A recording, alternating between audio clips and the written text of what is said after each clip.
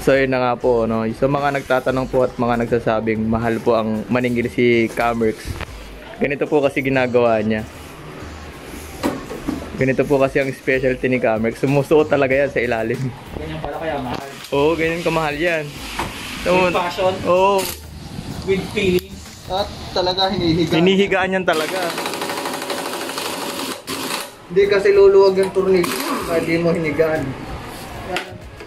Kaya masisipat mo dito yan yung butas oh. Pagpaling yan, yan. Oh, diba? Ganun pala yun. Tanggal siya agad.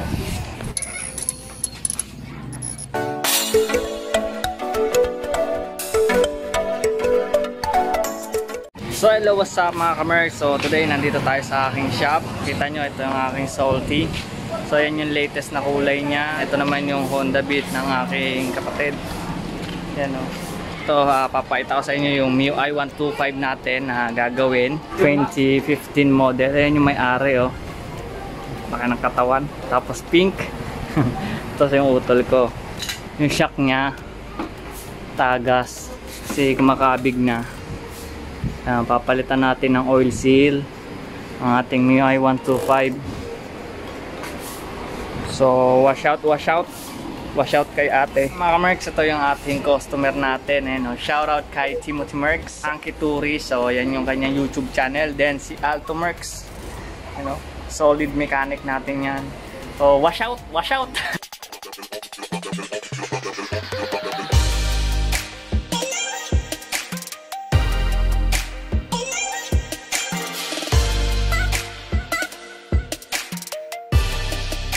Mga kamerks, pasilip lang natin ang ating Mio Salty. So ito na siya ngayon, yung latest natin na na pinaka kulay.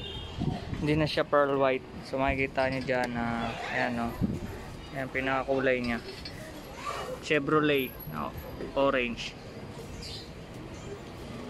Yeah. Tapos naka na rin tayo bangka, tsaka araro. Tapos ito kinonvert na rin pala natin to from Salty to Sporty. So ito siya, yan. So kakabitan ba natin ang tornilyo yan.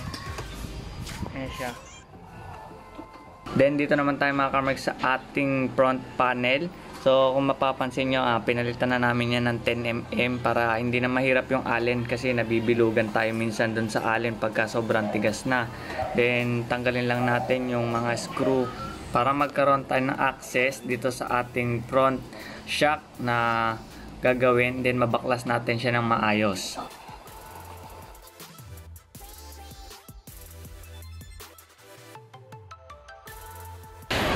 Camerx, sa mga ganitong mga bolt po, yung mga dukutan, paano po ba tinatanggal yung ganyang bolts?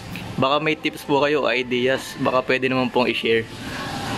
Pwede naman, pwede ko i-share. Kaso, dapat kasi lahat ng procedure, malalaman nyo. Tulad dyan, dito, pag yung mga dukutan, nakikita mo yung karton na yun? Nakikita mo ba yun? Kukunin mo yan. Dito.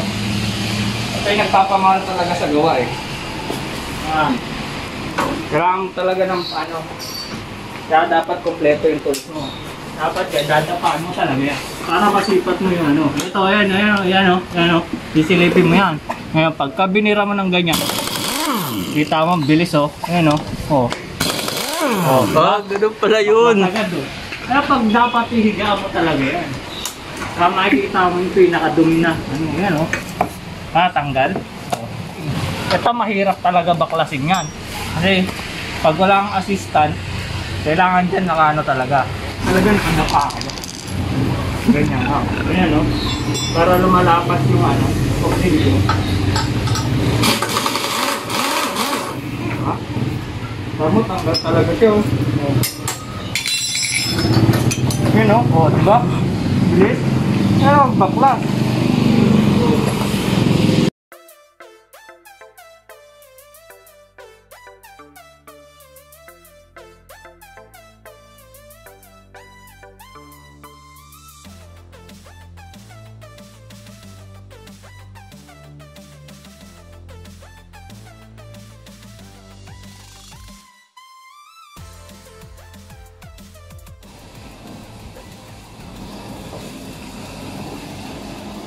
mo, kapit natin yung ano mo yan.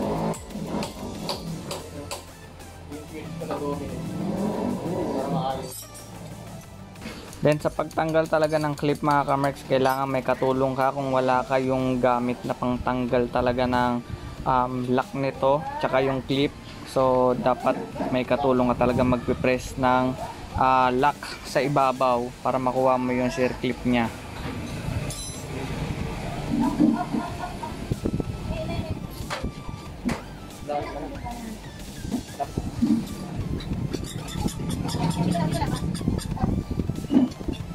Putik na. Sobrang malag niya, sumunod siya. Para, sa video ko, dalawa. Huwag ka naman kapag di naman nakasira sila.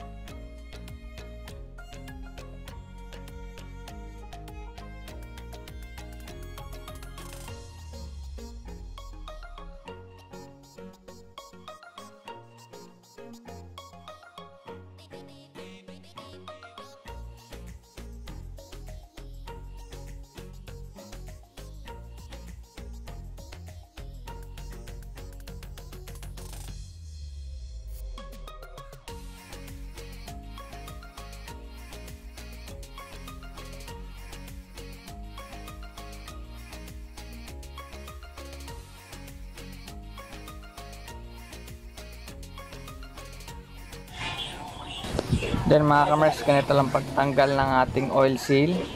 Kailangan nyo lang yung pangsikwat ng gulong, yan yung ginagamit ko. Tapos tanggalin nyo lang yung clip dito sa mismong ibabaw. Pag natanggal nyo na yan, then yan. Tapos gamitan nyo ulit ng ganito yung pangsikwat para matanggal nyo yung pinaka oil seal sa ilalim. Yan, sobrang bilis lang baklasin pag ganyan.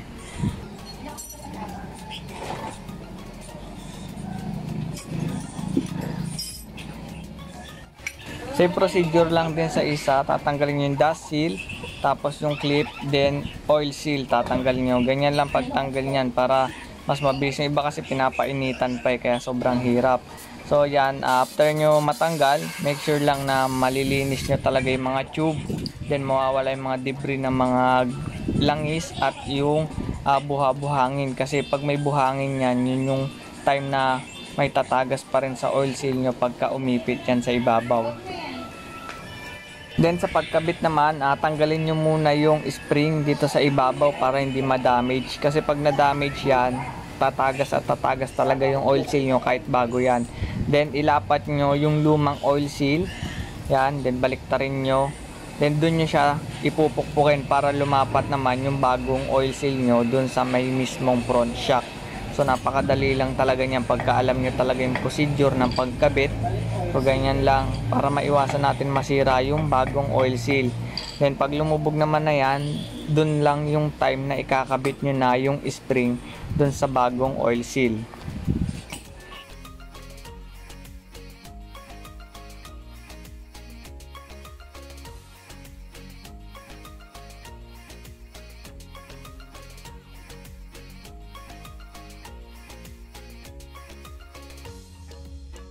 So ito na yung sinasabi ko sa inyong spring na ikakabit nyo. So dapat walang damage yan, walang putol o bali yan. Kaya make sure talaga malinis yan bago nyo ikabit para maiwasan nyo yung tagas ng inyong front shock. Then ito na yung bagong dust seal. So sobrang dali lang ikabit yan, kahit i-press nyo na lang yan. Then pukpukin nyo, tapos punasan para malinis siya. Then salpak nyo na yung pinaka inner tube natin sa ibabaw. Then yan, i-play nyo lang para mawala yung yung dumi. Kasi yan yung trabaho ng dust seal. Iaangat niya lahat ng dumi, i-filter niya para hindi pumasok doon sa main oil seal natin.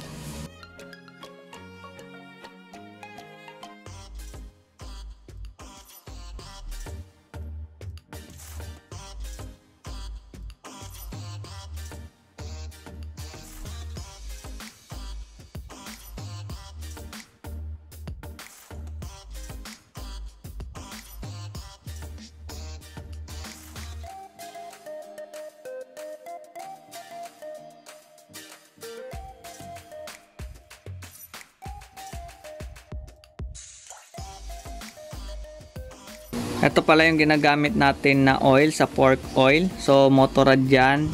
Dapat talaga specific tayo pag magkakabit tayo ng oil. Kasi pagkaibang viscosity ng oil lang kinabit natin dyan sa ating fork oil, hindi natin makukuha yung performance na lambot ng ating front shock. Kaya dapat fork oil lang gagamitin natin mga kamerks.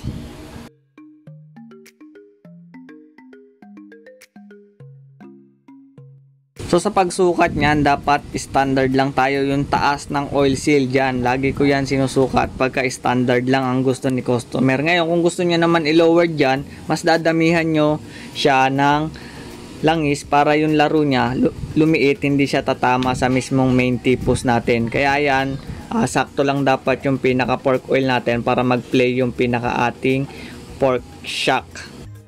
Then kailangan talaga natin ng katulong dyan kung wala pa tayong special tool na pampress dyan sa ating takip. So yan, ganyan lang pagbalik nyan. Then ipipress ulit natin yan. So thank you so much kay Pao Merx.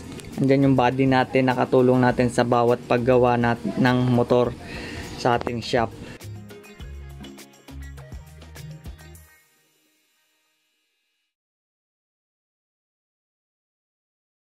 Ayan mga kamerk, same procedure lang naman tayo sa pangalawa nating front shock. So sa viscosity ng langis dapat pang fork oil talaga yan. Then dapat pagka may tagas yung isa, automatic dalawa talaga babaklasin yan kasi yung level ng langis dapat pantay para walang kabig yung manibela nyo tsaka yung balance nya. Then ayan, nagbabalik si Boss Pao. So thank you so much talaga, may libreng merienda pa talaga dito sa ating Merx Motor Shop. So ayan, nakabit na natin, then press na lang din natin yung ating front shock, then release. Yun, dali.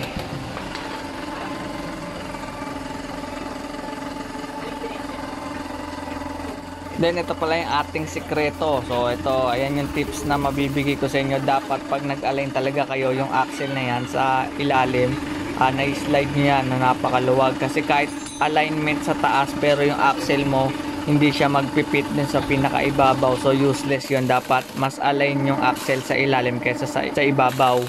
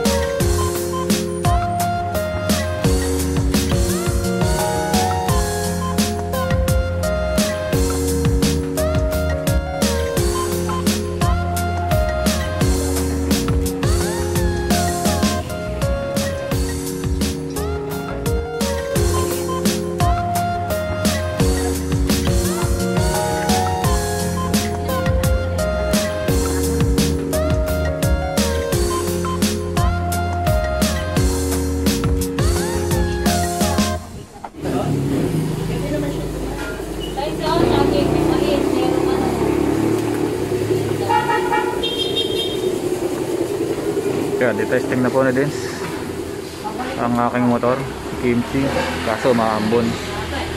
Testing na kung gumigewang pa ba.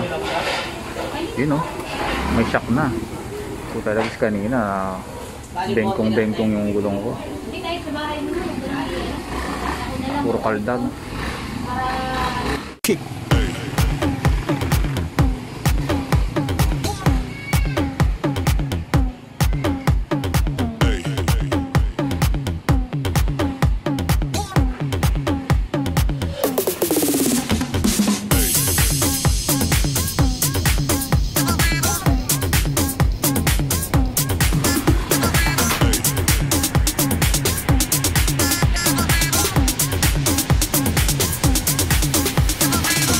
Everybody shake it, baby.